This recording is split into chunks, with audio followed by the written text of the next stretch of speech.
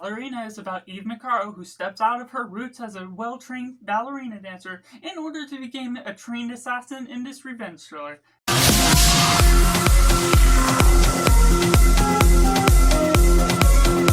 Hello and welcome to Cinema, where we focus on a film. I'm Jess, this is Simply Cinema. Let me know down in the comments below what you thought of Ballerina from the world of John Wick. Was it good, was it bad, or somewhere right in the middle? Or if you're waiting for this review to decide if you're going to see it or not, and taking it right in a positive, Ballerina is paying homage to the John Wick franchise as a whole, paying on a spin-off during the event of John Wick 3 that really goes about in a fun and visceral way throughout, taking on the revenge stance in its own manner. It pays off the effects of what we're looking at with the original story for John Wick 1, except instead of a dog, you're getting this other factor. Instead of this, you're getting this other factor. So it does pay ties into some of the familiar routes that we took with John Wick Chapter 1, but taking Ana De Armas, going about her own performance that really does show she had some training, she goes about the choreography nice, and the way they're going about the fights leads into incredible second and third act that really balances in the homage to some emotions, to some of the story routes that are building up the tense stakes that are ultimately paying in where we're taking. We're also getting an emotional ride, seeing Lance Reddick for possibly the last time, that balances in all the nature of what we love about his character. He feels properly fit and not just shoehorned in for the nature of this being a spin-off. And we get Ian McShane just as well, and we get Keanu Reeves, which, without spoiling what scenes he's in,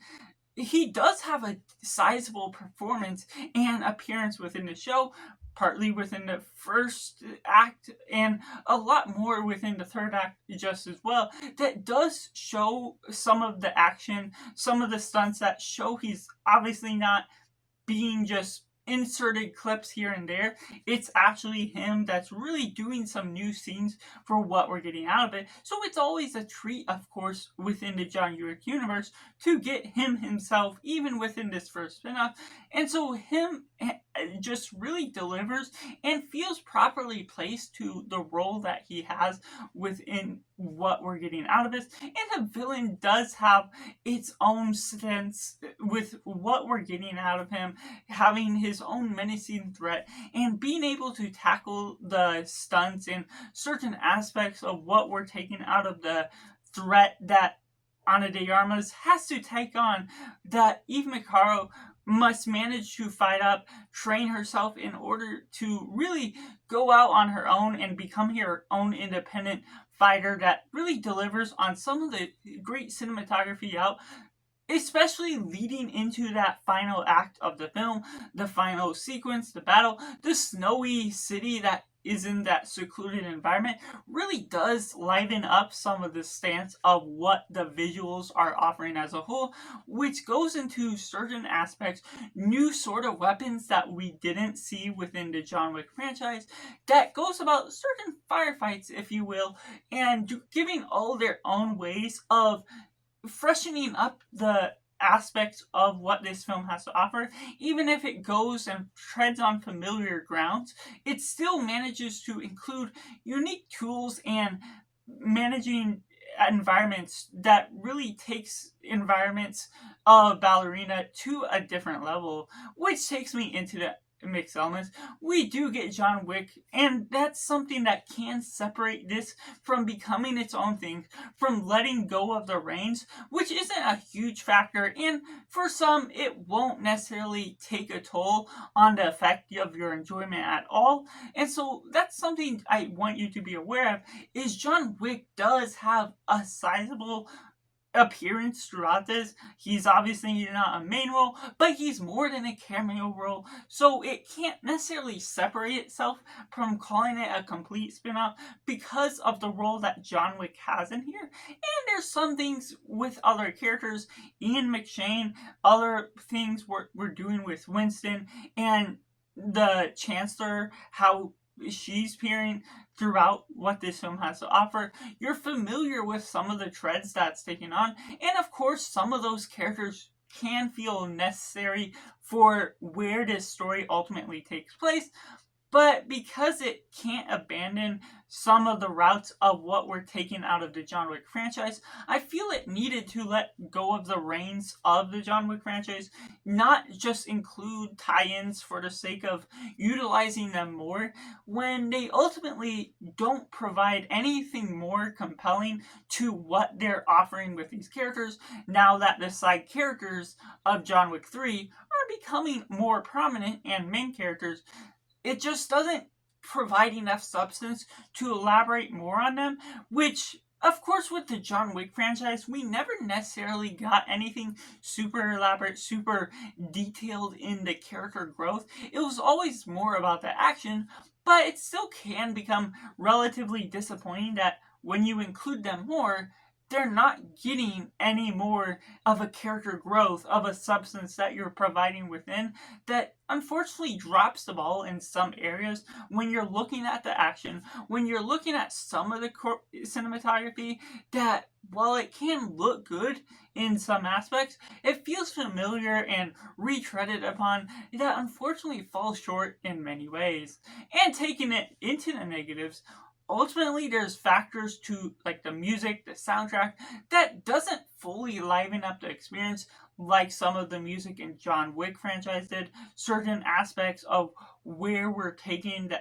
characters, the villains as a whole, you're expecting something big, you're expecting certain aspects, and even if you lower your expectations, which I didn't necessarily have any former understanding of where the story would head on to this film, so I was very open-minded to the direction, and while it wasn't disappointing by some regards, especially leading into that third act,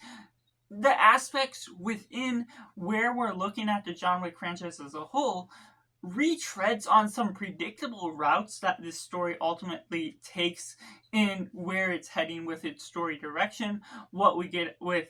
Eve Macaro, played by Ana De Armas, she's good within a role, but ultimately has a factor where she's playing the same type of character as John Wick. And while you're creating small changes to what all that looks like, you're changing up the environments, you're changing certain aspects, those are easy factors to change. And without elaborating on her character a bit more, providing more of a closer connection to her father, understanding our reason to ultimately care that much more. Obviously, you have some sort of human sympathy for the environment, for what ultimately is taking part of the human revenge, that she's going after people that were killers of what she lost in her life. And so there's a subsequent nature to the emotions, but you don't necessarily see as much range with her emoting the sadness for this, and it also doesn't take place within the short span that John Wick Chapter 1 did, and for the major fact that John Wick Chapter 1 through 4 took place within a couple weeks or more, and this already had two time jumps forward from the event that goes on, which isn't to say that there isn't a revenge thriller, that she's seeking vengeance on those that took what she lost even more, but it separates the scale of where she lost what she did and driving her into madness for the sake of it, because she was a younger girl and there's certain things she can't build herself up to be, because she isn't a trained killer, she isn't the retired assassin like John Wick was. So it puts them in the boat of sort of repeating the treads that we get from John Wick, which isn't entirely a bad thing. It still led into enjoyable sequences, especially in the final fight. But of course, like I was mentioning, it sort of treads upon the same remarks that we're getting before, not necessarily letting loose of the reins and building up these characters in a subsequent way that